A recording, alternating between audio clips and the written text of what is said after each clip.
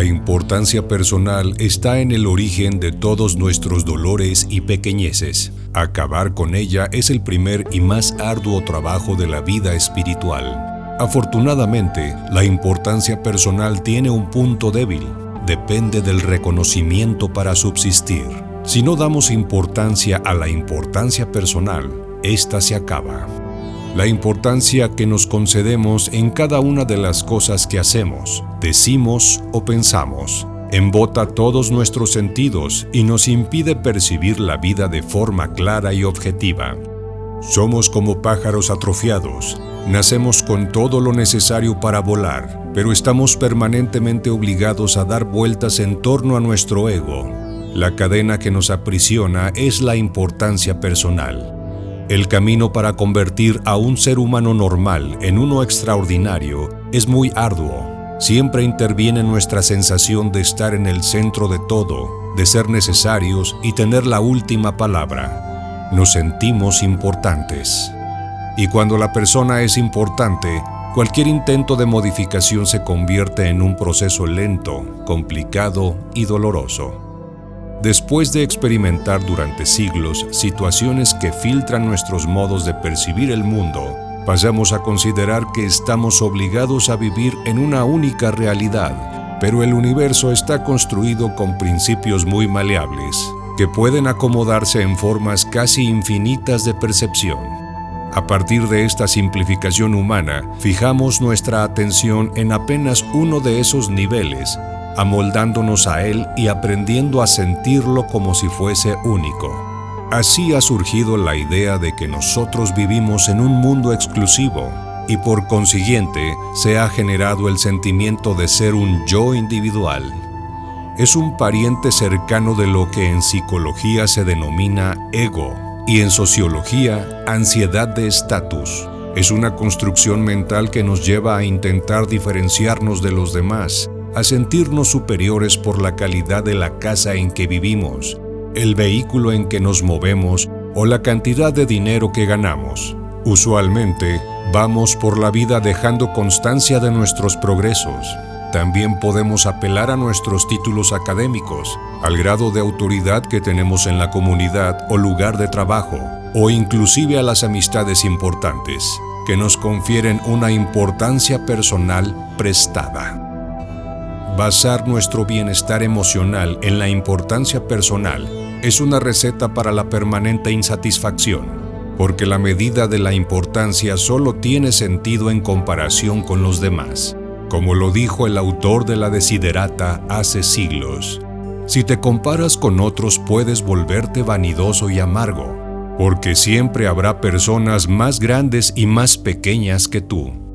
No hay duda de que la descripción que nos han dado de la realidad es una posesión valiosa y ha venido permitiendo que crezcamos como personas normales en una sociedad modelada para esa simplificación. Para ello, hemos tenido que aprender a desnaturalizar, o sea, a hacer lecturas selectivas del enorme volumen de informaciones que llegan a nuestros sentidos.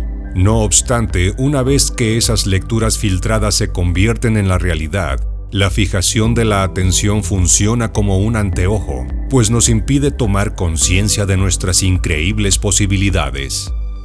Los hombres de conocimiento sostienen que el límite de la percepción humana es la timidez.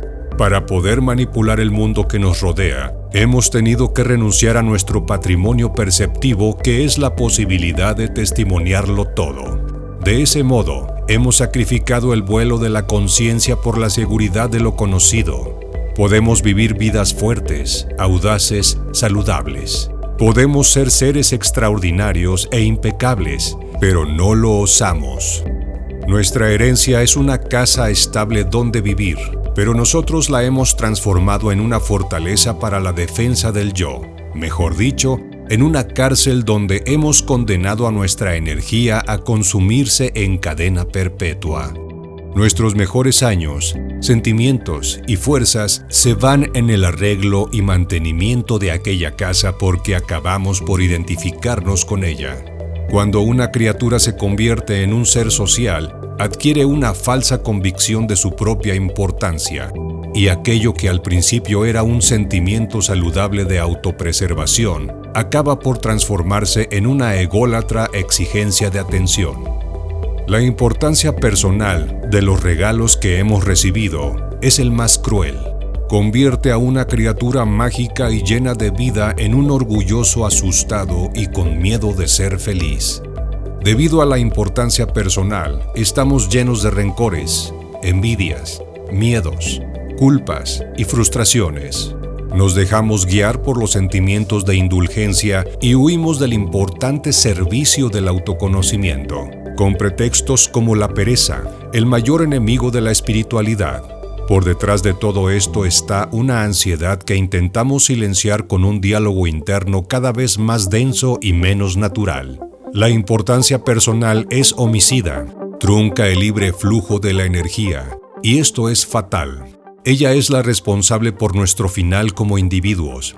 Cuando aprendemos a dejar la importancia personal a un lado, el espíritu se abrirá, jubiloso, como el ave al ser puesta en libertad. Para combatir la importancia personal, el primer paso es saber que ella está ahí, reconocer sus escondrijos, sus gafas oscuras y sus coladeros ya es medio camino andado. Así, toma una cartulina y escribe: la importancia personal mata. Cuélgala en un lugar visible para ti. Lee esta frase diariamente. Intenta acordarte de ella en tu trabajo. Medita acerca de ella. Tal vez llegue el momento en que su significado penetre en tu interior y te decidas a hacer algo. El darse cuenta es ya por sí una gran ayuda. La importancia personal se alimenta de nuestros sentimientos, que pueden ir desde el deseo de estar bien y ser aceptado por los demás, hasta la arrogancia y el sarcasmo.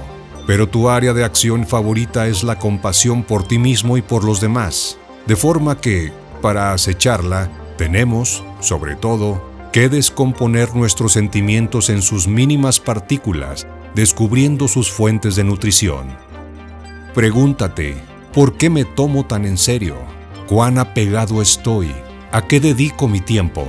Estas son cosas que podemos comenzar a modificar, acumulando energía suficiente para liberar un poquito de atención. Y eso, a su vez, permitirá que entremos más en el ejercicio. Por ejemplo, comienza a dedicar más de tu tiempo a hacer ejercicios físicos, a recapitular tu historia, a permanecer más en soledad y a ser tu mejor compañía.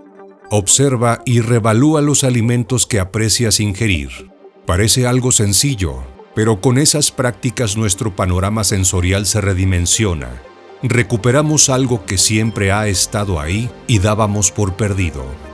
A partir de esas pequeñas modificaciones, podemos analizar elementos más difíciles de detectar, en los cuales nuestra vanidad se proyecta hasta la demencia.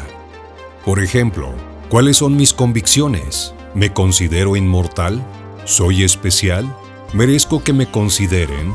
Este tipo de análisis entra en el campo de las creencias, la verdadera fortaleza de los sentimientos. Así se debe emprender este análisis a través del silencio interno, estableciendo un fervoroso compromiso con la honradez. Caso contrario, la mente hará uso de todo tipo de justificaciones. Un modo de definir la importancia personal es entenderla como la proyección de nuestras debilidades a través de la interacción social. Es algo así como los gritos y actitudes prepotentes que adoptan algunos animales pequeños para disimular el hecho de que en realidad ellos no tienen defensas. Somos importantes porque tenemos miedo, y cuanto más miedo, más ego.